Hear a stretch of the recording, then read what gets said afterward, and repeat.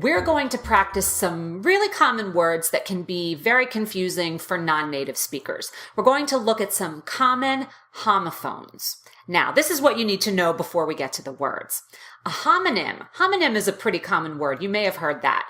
Homonyms are words that sound alike but have different meanings.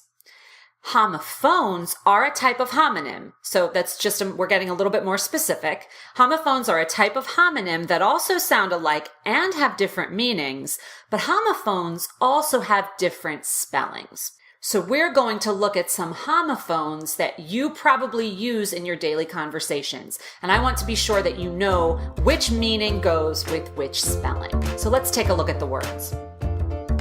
If you like these lessons and you want more speech, voice, and pronunciation improvement, join us for weekly speech class at the Accent Channel. It's a new lesson every week. You can ask questions and get feedback on how you sound.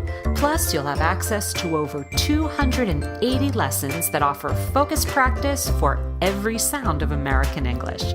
You can find out more about the weekly speech class at theaccentchannel.com. Now let's get back to our lesson. Here are 5 homophones you should know. Now, as I said, a homophone is basically a fancy word for words that sound exactly the same, but have completely different meanings and completely different spellings. So you can bet that many of these words are not spelled the way they sound. Let's take a look at our first pair. Cereal and cereal. Now, they're both pronounced like this, cereal. Make sure you put a lot of emphasis on that first syllable, cereal. So this cereal is the kind that you eat, and this cereal is related to a part of a series. It comes from the word series. So it's something that's a part of a series, like a serial number. It can also mean repeating the same offense or following a predictable behavior pattern, like a serial killer. But they're pronounced exactly the same way, the cereal that you eat and the serial killer. That's a little gruesome. We're going to do some practice sentences in just a moment, but that's the difference between the meanings and the spellings of the cereal that you eat and cereal, like a serial number on the cereal box. That's what we're going to practice. Let's keep it non-negative. Let's be positive. Nothing gruesome to talk about. Now let's move on to our next word pair. Our next word pair is jeans and jeans.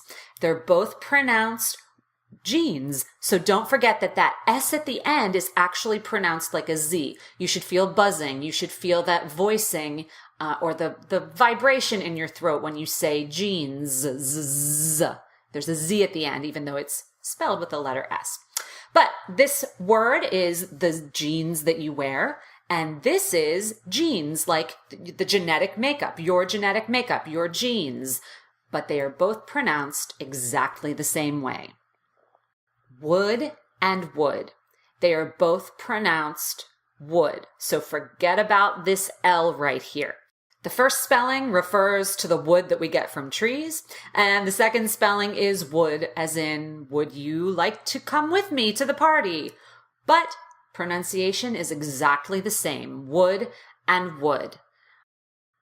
Now, these are both common words, but the word would, as in would you like to dance, is one of the most commonly used words in English. And there are 2 other words that go along with it, could and should. Could, should, would, they all rhyme and they both have that silent L. So if you've been pronouncing the L in these words, don't. It's not cooled, would, or should, which I've heard people do. No L there. Could, would, should.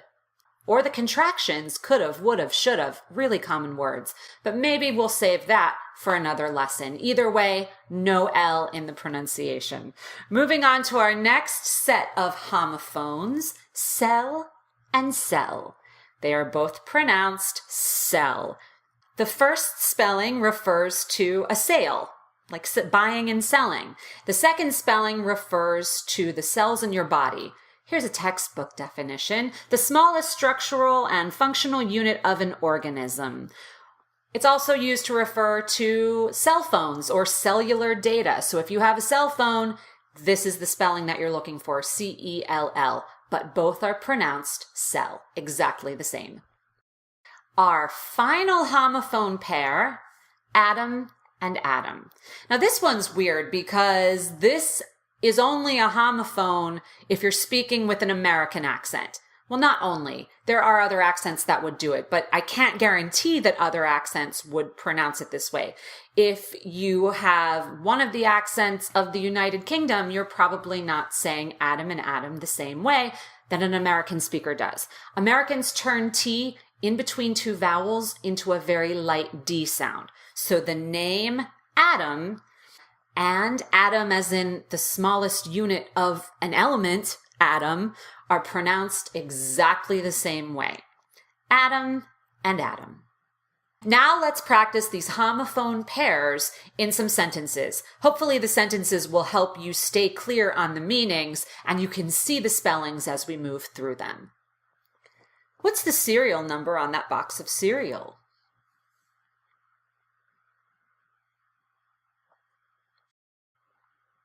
He looks great in those jeans. He must work out, or maybe he just has great genes. Haha. See, that could be a joke. That's actually pretty funny. Maybe not. I think it's funny. It's a fun speech joke. Jeans and jeans. He looks great in those jeans. He must work out, or maybe he just has great genes.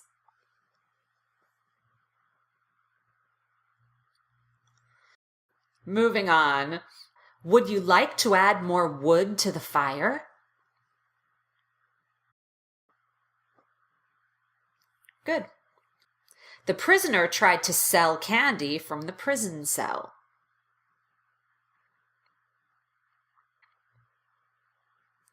Adam split some atoms to build an atomic bomb.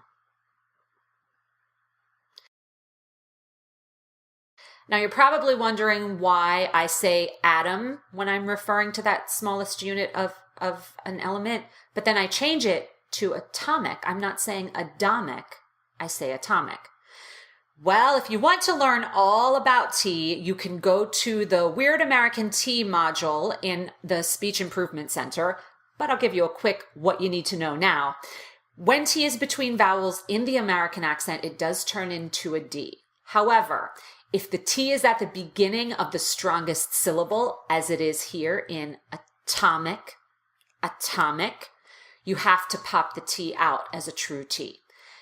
That's the rule. And if you want to learn more about the rule, everything you need to know is in that section, the Weird American T. There's a special lesson on the exceptions for T between vowels. The other rule that I always tell my students, if it sounds weird, it probably is. If I would say to you, okay, which sounds better? Adomic bomb, atomic bomb. Number 1, adomic bomb. Number 2, atomic bomb. Which one sounds more American to you? I'm guessing 99% of you said the second one, atomic bomb, sounded better than adomic. I think that's the way I did it. So always trust your ear. If it sounds weird, it probably is. So those are 5 homophones that you need to know. If you have questions, let me know in the comments below, and I hope to see you again in another lesson. Thanks for watching.